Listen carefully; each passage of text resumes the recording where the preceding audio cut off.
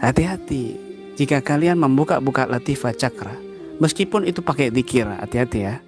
Meskipun itu pakai zikir, tetapi bukan dengan metode yang benar, bukan dengan metode dari orang yang sudah sampai kepada Allah Subhanahu wa taala, dari orang yang ahli di bidangnya. Hati-hati. Maka akan berdampak terbukanya lummah syaitan. Innalil qalbi lummatan, lummatan lil malaika, lummatan lil syaitan. Di hati ini ada dua lummah, jalur portal, yaitu portal jalurnya malaikat dan portal jalurnya syaitan. Hati-hati.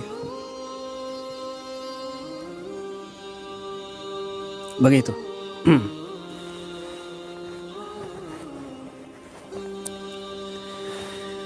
Ketika dia diserang sama dukun misalnya,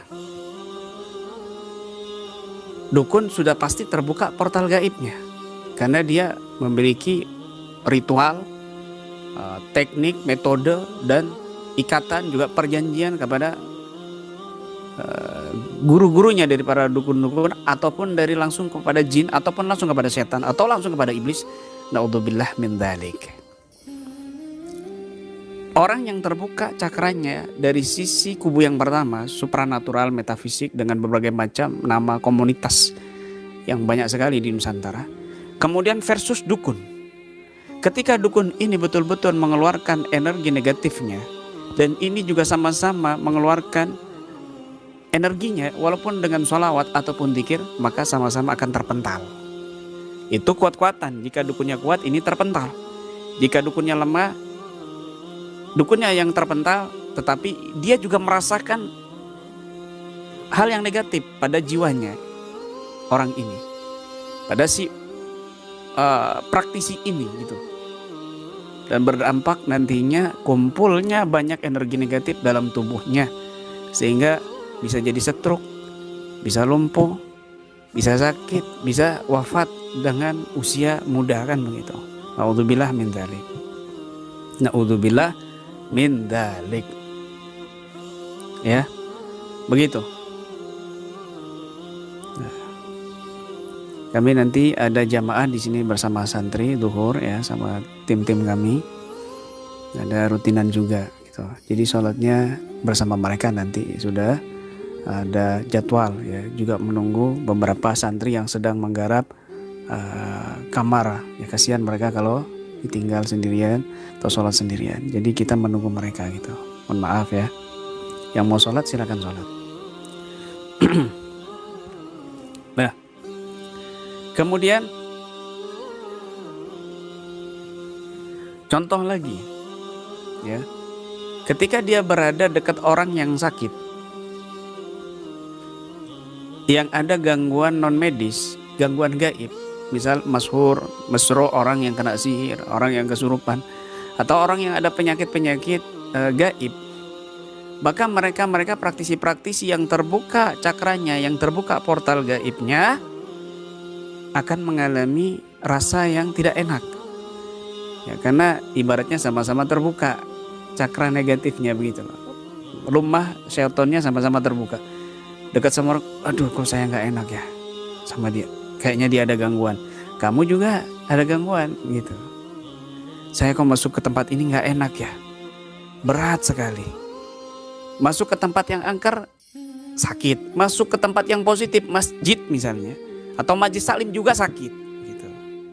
Itulah buruknya, dampak buruknya orang yang membuka cakra-cakra atau latifah-latifah bukan kepada orang yang ahli di bidangnya ya. Lumah syaitannya yang terbuka begitu, lumah syaitannya yang terbuka ya, sakit gitu. Tapi orang yang lumah malaikatnya terbuka, cakranya atau latifahnya terbuka atas bimbingan yang sesuai, yang tersambung dari guru ke guru sampai kepada Nabi SAW, maka masuk ke ruangan yang angker pun dia tidak ngefek apa-apa. Dia berasa bahkan lebih tajam, lebih peka rasanya daripada orang yang cakra portal gaibnya terbuka atas bimbingan metafisik atau supranatural yang bukan ahli di bidangnya. Lebih terasa, ini rumah gak benar, ini rumah gak enak, ini rumah penuh dengan sihir, ini begini, ini tempatnya begini, ini orang gak benar. Justru orang itu yang akan bereaksi, muntah, mungkin kesurupan dan lain sebagainya. Ya. Contoh, saya pernah dari Jawa Timur kemudian keluar pulau, dijemput di bandara, kemudian sampai di mobil itu perjalanan 6 jam ke lokasi. Belum ganti kostum, ya masih pakai serban, pakai gamis, pakai ikat kepala, pakai ikat kepala, ya. Maka dapat 20 menit kok oleng, saya lemes, capek, tiduran. Tiba-tiba ini mobil oleng. Loh, kok oleng? Saya lihat, oh benar, supirnya nggak beres. Supirnya yang sebelah kiri tangannya bergetar. Akhirnya saya tolong berhenti. Minggir. Akhirnya minggir, jangan dimatikan, biarkan saja hidup mobilnya. Saya buka jendelanya, saya buka ikat kepala saya, imamah saya buka, serban saya taruh, dan lagu sholawatnya itu saya ganti lagu dangdut koplo. Lalu di belakang saya minta rokok. Ada rokokan? Ada yang punya yang rokokan? Ada ternyata, terus saya rokok. Tunggu berhenti ya 15 atau 20 menit. Saya rokokan. Saya ini nggak rokokan. Kemudian saya rokokan. Kemudian setelah 15 menit lebih, ya 16 menit atau 17 menit waktu itu, sudah berhenti. Sakitnya sudah berhenti. Saya nggak nanya. Saya cuma lihat tangannya sudah tenang. Udah, ayo bismillah, berangkat lagi. Tapi dangdutnya, lagunya jangan diganti. Akhirnya berjalan, ya perjalanan 6 jam itu. Selama 6 jam itu kadang saya lagu sholawat, kadang koplo, paling banyak lagu dangdutan. Yang belakang sudah suudon, wah kiai kok lagu dangdutan. Kiai itu apa? Kok begini, kok rokokan gitu ya. Karena panitianya ini, ya majelisnya ini, mereka umumnya tidak rokokan, cuma satu yang rokokan itu kan. Nah kemudian sesampainya di lokasi, ya sudah nyampe jam 3 pagi, itu jam 5 sore, jam 3 pagi kita nyampe, ya berapa jam itu. Kemudian setelah 2 hari pelatihan, ruqyah masal, penanganan dan lain sebagainya, saya tanya, mana supir yang tadi itu, yang kemarin jemput saya? Maaf Kiai, itu travel, nggak apa-apa, suruh kesini. Akhirnya ditelepon, dapat 2 jam dia datang. Setelah dia datang langsung saya, mana tangannya, buka yang sebelah kiri, dibuka, diangkat. Akhirnya diangkat, ya tangan pendek dia, kaos pendek, diangkat. Kemudian saya pencet yang sendinya sih, saya pencet, langsung teriak, ampun. Dari mana kamu? Dikirim. Iya. Sudah berapa lama? Sudah 3 tahun. Nah, masuk Islam ya? Iya, langsung masuk Islam. Kita ucap apa? Kita tuntun syahadat asyhadu alla ilaha illallah wa asyhadu anna Muhammadar Rasulullah, ya. Kemudian alhamdulillah dia masuk Islam. Subhanallah, setelah masuk Islam langsung muntah-muntah, keluar jinnya ini dan muntah-muntah. Setelah itu saya tanya, tadi dengar nggak kamu apa yang dibicarakan jin tadi itu? Enggak. Berarti tadi kamu kesurupan itu nggak sadar? Enggak ya. Jadi tipe orang kesurupan itu ada yang sadar, ya, ada yang separuh sadar, ada yang tidak sadar sama sekali. Nah, kemudian saya tanya, coba gerakan tangan kamu sebelah kiri. Digerakkan sama dia, sakit nggak? Enggak. Biasanya sakit. Di sebelah mana? Ya tadi dipencet itu. Kok nggak sakit ya, kata dia gitu. Sudah berapa lama? Nah, perkiraan sudah 3 tahun. Kenapa kamu sakit seperti itu? Ya karena nyupir. Saya kan supir. Bukan, kamu diserang sama pesaing kamu, sama-sama supir, sama travel. Saya bilang begitu. Loh, kenapa kok saya tidak meruqyahnya pada saat dia reaksi oleng mobilnya karena dekat saya? Kenapa dia reaksi? Karena dia dekat saya. Maka rahmat atau portal gaibnya dia tersentuh dengan aura ruqyah yang ada jiwa saya, aura zikir yang ada pada jiwa saya, ya. The power of ruqyahnya kan saya pelatihan pagi, malam, kemudian pagi sampai sore, kemudian malamnya habis sisa saya ruqyah masal dengan bacaan-bacaan doa ruqyah, ayat-ayat ruqyah. Pindah lagi besoknya pelatihan di tempat yang lain, ya, jarak 2 jam, 3 jam sampai 4 jam, kemudian malam juga begitu, dilanjut dengan ruqyah masal dengan bacaan simail, lalu jam 10 istirahat, ada penanganan satu persatu, kemudian saya juga baca-baca lagi sehingga ngebul mulut saya ini dengan bacaan-bacaan ayat-ayat Quran, dikit-dikit doa dan sholawat dan sebagainya. Maka banyak sekali orang yang nelpon saya langsung bereaksi. Kayak seperti kemarin yang interaktif, orang yang ngobrol sama saya bereaksi dan lain sebagainya begitu. Jika mereka ada jinnya gitu. Nah kemudian kenapa dia bereaksi? Karena jinnya ada di sini, di samping saya gitu loh, tangannya ini, sehingga gemeter mobil oleng. Lah terus kenapa saya nggak tanganin? Kalau saya tanganin, A'udzubillahi minasyaitonirrajim. Kalau saya rukyah pasti kesurupan. Yang menggantikan supirnya terus siapa? Satu-satunya supir perjalanan 8 jam. Saya sudah capek, baru naik ke mobil, supir sudah reaksi begitu, capek lagi kan begitu. Dalam hati saya, nanti saya kurangi dulu aura saya. Bagaimana saya mengurangi aura saya? Energi itu saya buka kewibawaan saya. Imamah saya lepas, kopiah saya lepas, kemudian lagu sholawat Banjar waktu itu saya ganti dengan lagu pop dangdutan, lalu saya rokokan sehingga cahaya saya, aura saya terkurangi dan jinnya masuk kembali. Dalam hati saya, awas kamu ya, kampus nanti kamu ketemu saya nanti di sana. Jangan sekarang, saya pura-pura nggak tahu, apa kamu kena imbasnya aura dari kita, gitu, ya. Bukan berarti kita harus mengurangi energi dengan begini-begini, tidak ya, tidak. Tapi ini darurat, kalau saya tangani langsung saya capek kan begitu, sehingga akan terjadi pembuangan waktu yang sangat banyak sekali gitu. Nah, mengurangi cahaya tadi itu dengan lagu dangdutan, dengan rokokan, dengan mengurangi kewibawaan sehingga jinnya kembali lagi ke tempat asalnya begitu. Itu namanya vibrasi. Ya, jin itu mengalami vibrasi sehingga bereaksilah si supir tersebut. Nah, makanya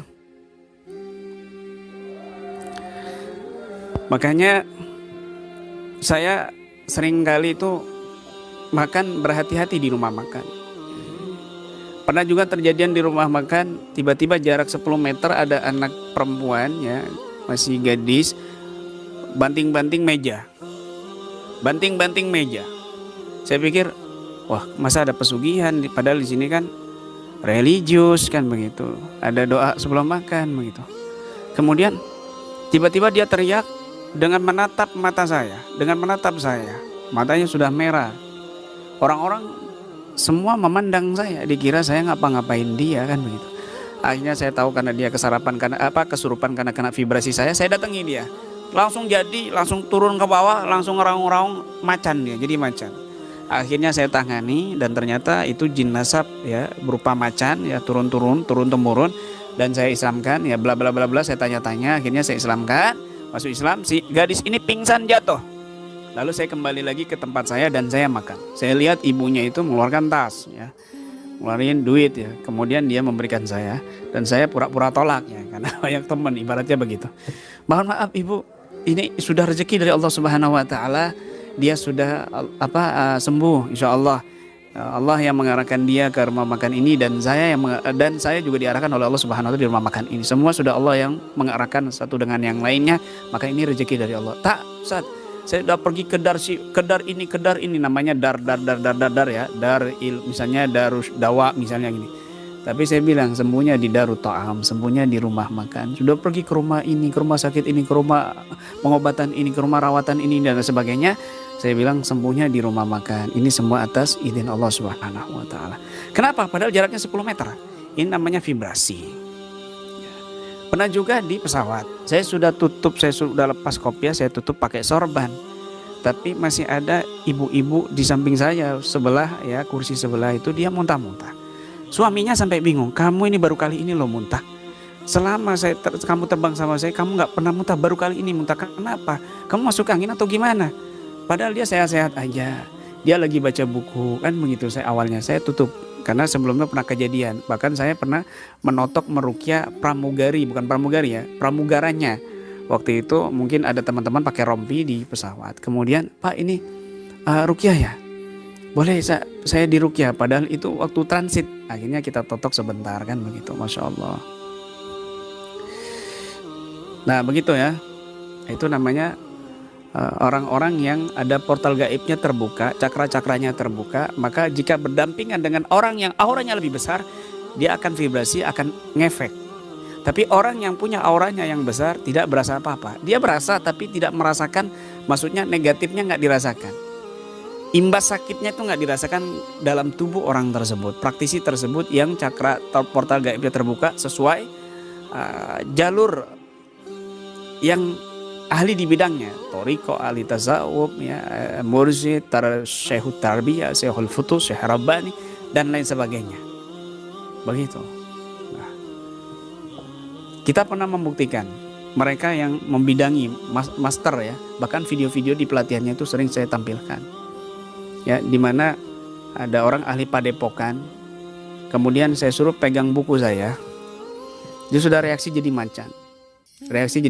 Di channel Ibnu Al-Katibi juga ada, di channel ini kayaknya juga ada, sampai dia itu menutup padepokannya yang sudah berjalan 8 tahun.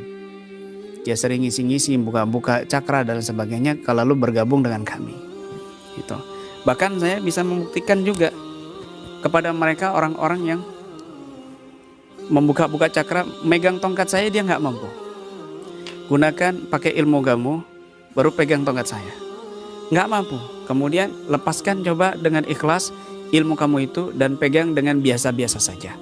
Bisa tongkat dipegang, ini ilmiah, ini sunnatullah, bisa dijelaskan secara ilmiah. Begitu ya. Jangan mudah dibodoh-bodohi oleh mereka begitu. Apalagi sampai ada pelatihannya begini buka cakra, buka latifah dan lain sebagainya. Ini naudzubillah. Kamu masuk thariqah atas bimbingan seorang mursyid yang benar, yang ahli di bidangnya. Itu bagus. Daripada kamu buka-buka cakra, mau lihat buka mata batin lah, mau lihat jin lah dan sebagainya. Ngapain mau lihat jin? Kamu bosan lihat muka manusia? Jangan.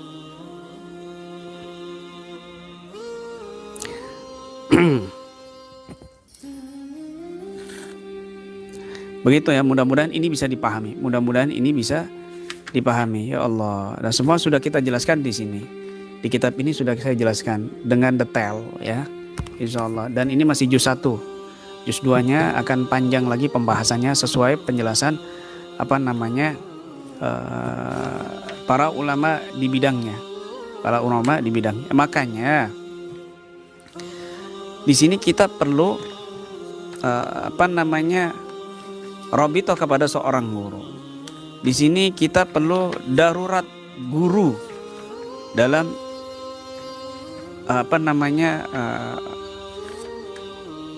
portal gaib yang dibuka untuk mengenal Allah Subhanahu wa taala. Ya, portal gaib yang dibuka untuk mengenal Allah Subhanahu wa taala, maka di sini perlu guru. Gitu.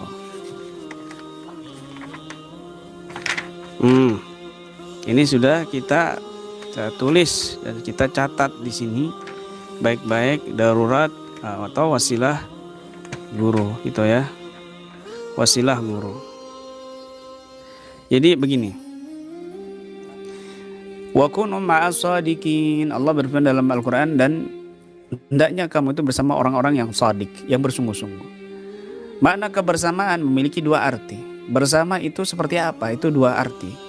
Yang pertama kebersamaan secara fisik, yaitu senantiasa duduk-duduk bergaul dengan orang-orang yang shadiq, orang-orang soleh, para wali, sehingga batinnya itu bercahaya memandang orang-orang soleh. Duduk bersama orang-orang, kecipratan aura solehnya, kecipratan aura positifnya begitu. Kecipratan cahaya-cahaya akhlaknya, sehingga dia mau tidak mau akan mengikuti akhlaknya. Kemudian juga kebersamaan yang secara batinnya, secara maknawi, yaitu melazimi atau jalan robito atau suluknya secara batin dengan guru yang patut dijadikan wasilah. Tidak terbatas hanya dengan bersahabat secara zahir saja dan memandangnya dengan mata fisik, akan tetapi di samping melazimi secara fisik, maka perlu dari fisik menuju makna, sampai menjadi barometernya selalu dan tujuan pokoknya mampu diperoleh secara hakikatnya dengan perantara tersebut. Ya, karena ada ulama mengatakan ma'allah, jadilah engkau bersama Allah. Fa illam tastati, kalau kamu nggak mampu bersama Allah, ya, fakun ma'amangka nama Allah, maka kamu bersama orang yang telah bersama kepada Allah, dengan Allah. Begitu.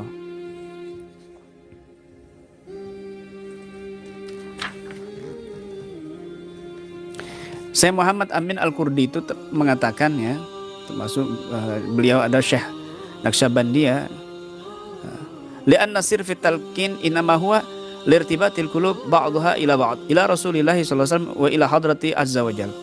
Wa aqal ma yahsul lil murid idza dakhala fi silsilatil gam bitalqin ayakuna idza haraka silsilat tujawibuhu al arwahul awliya min syekhi ila Rasulillah sallallahu alaihi wasallam wa ila hadratillahi azza wajal.